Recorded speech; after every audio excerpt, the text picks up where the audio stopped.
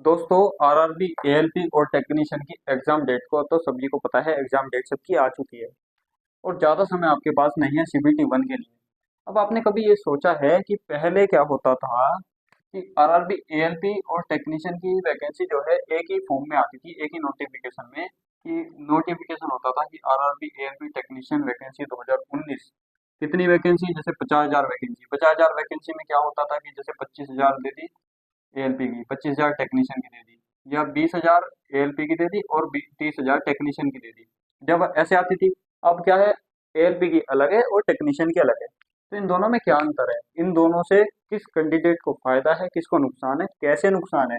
भाई पहले जो अगर दोनों एक साथ आती थी तब हमें फायदा था, या अब अलग अलग आई है तब हमें फायदा है? ये चीजें समझने की कोशिश करेंगे। देखिए, अब देखते हैं कि पहले वाला रूल देखते हैं। जब पहले एक साथ वैकेंसी आती थी, एक साथ वैकेंसी अगर हमने लगा दिया कि 10,000 वैकेंसी है, 10,000 वैकेंसी दी है एएलपी और टेक्नीशियन की, मिक्स वैकेंसी है।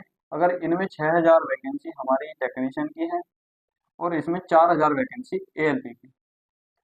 अब सीबीटी वन दोनों का सेम, सीबीटी टू दोनों के लिए होगा।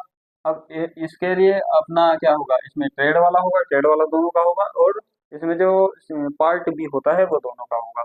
अब कोई कैंडिडेट है, उसने क्या किया, आईटीआई पास आउट है और एएलपी और टेक्नीशियन दोनों के लिए एलिजिबल है।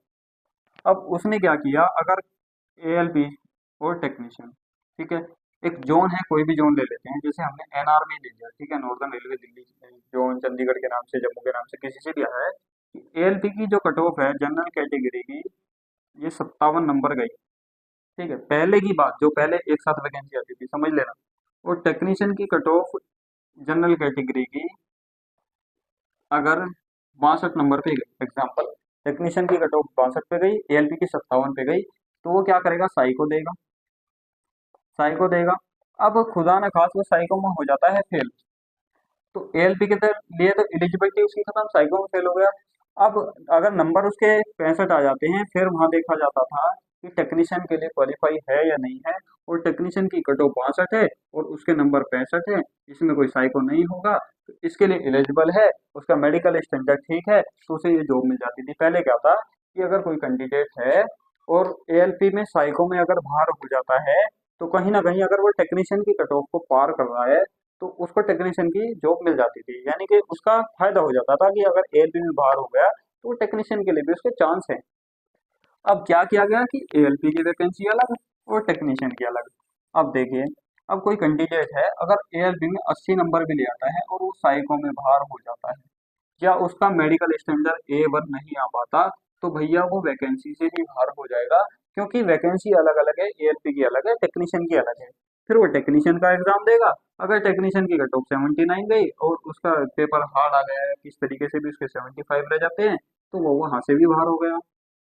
इस इन चीजों में देखिए, एक तरफ नुकसान भी है, एक तरफ फायदा भी है। फायदा क्या है, अब देखिए, फायदा ये है कि वो एएलपी का भी एग्जाम देगा, टेक्नीशियन का भी देगा, दोनों चीजें भरी हुई है। अगर खुदा ना खास उसका एएलपी का एग्जाम बिगड़ जाता है, तो टेक्नीशियन का एग्जाम अच्छा अगर हो गया तो टेक्नीशियन की जो पोस्ट मिल जाएगी उसे। अब पहले क्या था कि एएलपी टेक्नीशियन दोनों सेम है, अगर एक ही एग्जाम है, अगर वही बिगड़ गया तो दोनों से बाहर। अब यहाँ पे क्या है, उसे दो एग्जाम देने के चांस मिल रहे हैं, एएलपी का अलग और टेक्नीशियन का अलग। पहले क्या था, एग्जाम तो एक ही देना है, पर उसमें क्या है कि अगर साइको में या A1 मेडिकल स्टैंडर्ड उसका नहीं आता है और टेक्नीशियन की पोस्ट के अनुसार उसके नंबर हैं, तो वहां पर उसको टेक्नीशियन की पोस्ट मिल जाएगी। और अगर जैसे किसी टेक्नीशियन की पोस्ट का मेडिकल स्टैंडर्ड A3 है और उसका A3 आ जाता है, तो वहां से उसे पोस्ट मिल जाएगी। तो यही है कि एक तरफ इसमें फायदा भी है, एक तरफ नुकसान भी है। फायदा क्या है, फायदा यह है कि एक कैंडिडेट को दो एग्जाम देने का मौका मिल रहा है। एक एग्जाम अगर उसका अच्छा नहीं जाता है तो दूसरे में मेहनत कर लेगा। वहां पर केवल एक ही एग्जाम देने का मौका मिल रहा था, पर वहां पर ये नुकसान है कि अगर साइको में या जो किसी चीज में बाहर हो गया, तो भैया बाहर ही है, चाहे नंबर उसके 100 में से 100 आ जाओ। और वहां पर क्या था, अगर साइको में या मेडिकल में बाहर हो गया, तो उसे टेक्नीशियन के लिए उसके चांस बढ़ जाते थे कि टेक्नीशियन भी मिल जाएगी, अगर उसके नंबर टेक्नीशियन के हिसाब से अच्छे हैं। तो ये चीजें थी। आपको ये कैसा लगा कि एएलपी और टेक्नीशियन की वैकेंसी एक साथ आती थी तब ठीक था, या अलग अलग आई है तब ठीक है? तो आपको ये कमेंट में बताना है। कोई डाउट है, कमेंट सेक्शन में आप लोग डाउट पूछ सकते हैं। और चैनल को सब्सक्राइब जरूर कर देना। और चैनल पर जाइए, बहुत सारी वीडियोस पड़ी हैं, आपको अलग अलग टाइप की, अलग अलग फुल इन्फॉर्मेशन की वीडियो आपको मिलती रहेंगी। और वीडियो को लाइक कर देना।